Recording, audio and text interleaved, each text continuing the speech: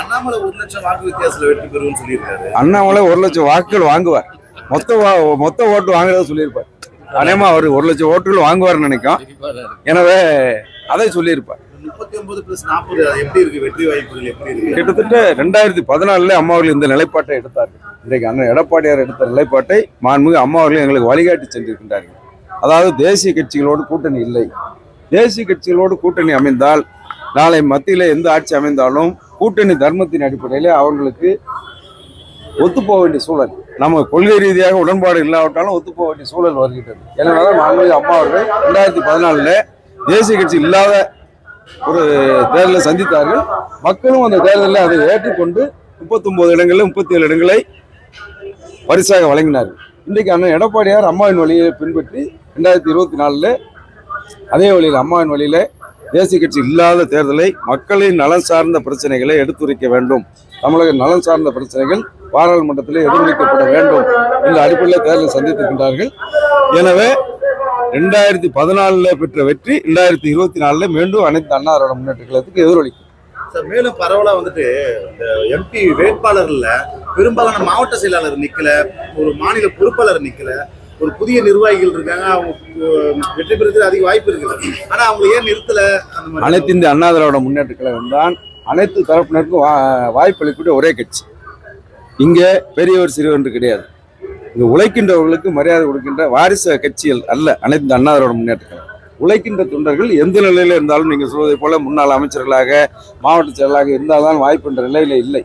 திராவிட முன்னேற்ற கழகம் அரைத்த மாவை அரைத்து கொண்டு, இன்னும் சொல்லவும் பழைய 10-20 தொகுதிகளில் ஸ்டாண்டர்டாக அவங்க தான் வேட்பாளர் இருப்பாங்க, அடுத்தவங்களுக்கு வாய்ப்பே இருக்காது.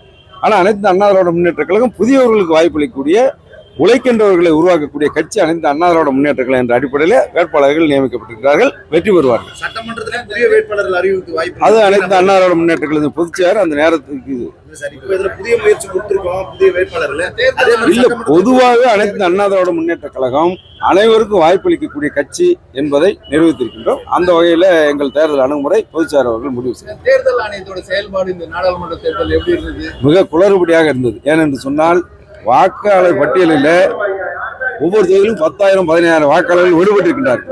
இப்போ என்னுடைய தொகுதியில கோயில்பட்டி தொகுதியை எடுத்துக்கொண்டால் நான் போட்டிருக்கும் போது 2021 2,67,000 வாக்குகள் இருந்தது. இந்த 3 ஆண்டுகளில் வாக்கு சதவீதம் உயர்ந்திருக்க வேண்டும். ஆனால் அங்கே 2,53,000 வாக்குகள் தான், 14,000 வாக்குகள் காணவில்லை. இதே போல ஒவ்வொரு சட்டமன்ற தொகுதிக்கும் 12,000-15,000 வாக்குகள் இன்னைக்கு மாயமாகியிருக்கின்றன. இது நிச்சயமாக தேர்தல் கமிஷன் இதை விளக்க வேண்டும். அது மட்டும் இல்லாமல் வாக்கு பதிவு நடந்த அன்று அவர் கொடுத்த கணிப்பு 75%, 77% என்று சொன்னார்கள். மறுநாள் காலையில பார்த்தால் இரவுல ஒரு கணக்கு, மறுநாள் காலையில பார்த்தால் மாற்றி சொல்லுகின்றார்கள். எனவே தேர்தல் கமிஷனை குளறுபடியாக இருக்கின்றது. தேர்தல் கமிஷன் எதிர்காலத்தில் நிறைய வாக்காளர்கள் வாக்களிக்கவில்லை. எனவே தேர்தல் கமிஷன் தன்னுடைய கடமையை ஒழுங்காக செய்யவில்லை என்றுதான் அர்த்தம். சொன்னால் வாக்காளர்கள் விழிப்புணர்வை ஏற்படுத்தவில்லை. அதிகமான 2 கோடி வாக்காளர்கள் தமிழகத்தில் வாக்களிக்கவில்லை. இது ஜனநாயகத்துக்கு நல்லதல்ல. எனவே தேர்தல் கமிஷன் வெளிப்போடு வருங்காலத்திலேயாவது இவற்றை சரி செய்ய வேண்டும் என்பதுதான் எங்களுடைய கோரிக்கை.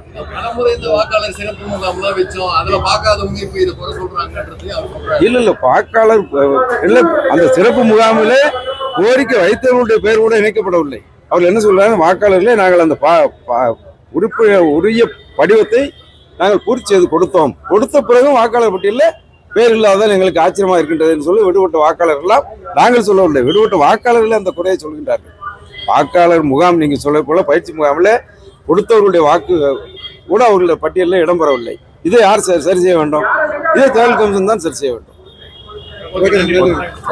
நடைபெற்று முடிந்த நாடாளுமன்ற தேர்தலில் அனைத்து இந்திய அண்ணா திராவிட முன்னேற்ற கழகம் மகத்தான வெற்றியை பெறும். ஏனென்று சொன்னால் இந்த ஆட்சியின் அவலங்கள், சோதனைகள், மக்கள் படுகின்ற துன்பங்கள், துயரங்கள், சட்டம் ஒழுங்கு சீரழிவு, விலைவாசி உயர்வு, போதைப் பொருளில் தமிழகம் போதைப் பொருள் கிடங்காக மாறி வருகின்ற அவல நிலையில விலைவாசி உயர்வு, மின்கட்டண உயர்வு, பால் விலை உயர்வு என்று அடுக்கடுக்கான சுமைகளை மக்கள் மீது சுமத்தி இந்த விடிய ஆட்சியில் மக்கள் வேதனையின் உச்சத்தில் இருக்கின்றார்கள். அதன் வெளிப்பாடு இந்த தேர்தலில் வெளிப்படும். அது மட்டும் இல்லாமல் மாண்புமிகு அண்ணன் எடப்பாடியாருடைய 4 ஆண்டு கால நல்லாட்சியில் நாங்கள் அறிவித்த திட்டங்கள், மக்கள் நலத்திட்டங்கள் ஆகியவையெல்லாம் எங்களுக்கு வெற்றியை தேடி தருகின்ற வண்ணமாக மக்களிடையே அதை தேர்தல் பிரச்சாரத்திலே கண்கூடாக நாங்கள் காண முடிந்தது. எனவே 30க்கும் அதிகமான இடங்களில் அனைத்து அண்ணா திராவிட முன்னேற்ற கழகம் மகத்தான வெற்றியை பெறும். ஆனா, இந்த சென்னையில போதை பொருட்கள் அதிகமாக காவலர்களே தாக்குற ஒரு சம்பவம் ஏற்படுது. அது இல்லைக்கா, இன்னைக்கு அதான் ஒரே வழியில் இன்னைக்கு சட்ட ஒழுங்கு தமிழ்நாடே கெட்டு குட்டிச்சோராகின்றது. நேற்று தினம் கூட ஊடகத்தில் ஒரு செய்தியை பார்த்தோம்.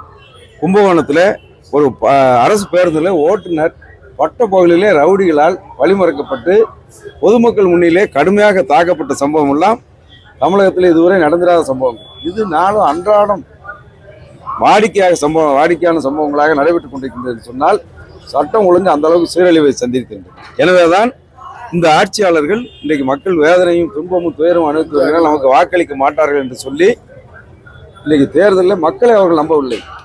அனைத்து இந்த அண்ணா திராவிட முன்னேற்ற கழகம் நாங்கள் மக்களை நம்பி தேர்தலை சந்தித்திருக்கின்றோம். ஆனால் அவர்கள் 300, 500 நம்பி தேர்தலை சந்தித்திருக்கின்றார்கள். இந்த தேர்தலில் மக்கள் வெற்றி பெறுகின்றார்களா அல்லது 300, 500 வெற்றி பெறுமா என்பதுதான் கேள்வியாக இருக்கின்றது. நிச்சயமாக ஜனநாயகம் வெற்றி பெறும், மக்கள் தான் வெற்றி பெறுவார்கள். மக்கள் வெற்றி பெறுகின்ற நிலையில் அனைத்து அண்ணா திராவிட முன்னேற்ற கழகம் மகத்தான வெற்றி பெறும்.